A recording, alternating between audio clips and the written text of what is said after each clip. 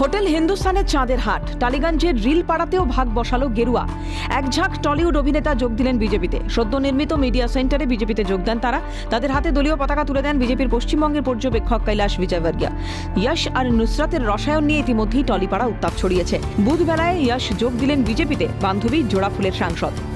আমার main focus হচ্ছে youth, যেহেতু আমার বয়সটা খুব একটা হয়নি। অ্যান্ড আই থিঙ্ক বিজেপি এমন একটা পার্টি যেটা সবসময় ইউথকে চান্স দিয়েছে। এদিন বিজেপিতে যোগ দেন পাপিয়া অধিকারী, ত্রমিলা ভট্টাচার্য, সৌমিলি বিশ্বাস। কয়েকদিন আগে পিতৃবিয়োগ হয়েছে সৌমিলির, সেই শোক কাটিয়ে এদিন বিজেপির মঞ্চে হাজির হন তিনি। এইটাই আমার ইচ্ছা, সেই জন্যই আজকে এই ডিসিশন নেওয়া আজকের দিনে দাঁড়িয়ে। এবং ডেফিনেটলি ইন্ডাস্ট্রি তো একটা পার্ট বটেই। একদিকে পদ্ম শিবিরে তারার মেলা, অপরদিকে এই সমস্ত কলাকুশলীদের বিঁধলেন প্রদেশ কংগ্রেসের সভাপতি অধীর চৌধুরী। টলিউডের মতো তো ধান্দাবাজ আপনি কোনো উড পাবেন না। টলিউড বোঝে কোন উডের কাছে যেতে হবে। তাই তারা মনে করছে বিজেপির এখন বাজার ভালো হতে পারে, আন্দাজে চলে যায়। এর আগে মমতা ব্যানার্জির বাজার ভালো ছিল, আন্দাজে চলে গেছিল। অধীর চৌধুরীর এই মন্তব্যের বিরোধিতা করেছেন কৌশিক রায় এবং পাপিয়া অধিকারীর মতো অভিনেতারা। এই ভাষাগুলো প্রয়োগ করবেন না। কিসের ধান্দা?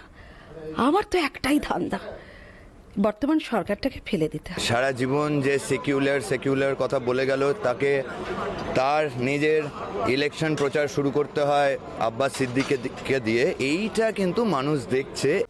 এই যোগদান নিয়ে প্রতিক্রিয়া দিলেন বিজেপি নেতা রুদ্রনীল ঘোষ। আমি ভাবেই দেখি যে এটা খুব অভিপ্রেত ঘটনা, এবং সেই ঘটনার জের বা ঢেউ কিন্তু আজকেই থেমে থাকবে না। যে টালিগঞ্জ এতদিন পর্যন্ত তৃণমূলের খাস জমি ছিল, সেখানেও ভাগ বসালো বিজেপি। ওয়াকিবহাল মহলের মতে আগামী বিধানসভায় শাসক দলের পক্ষে সেলে বস্ত্রে ভোট বৈতরণী পার করার মোটেও সহজ হবে না।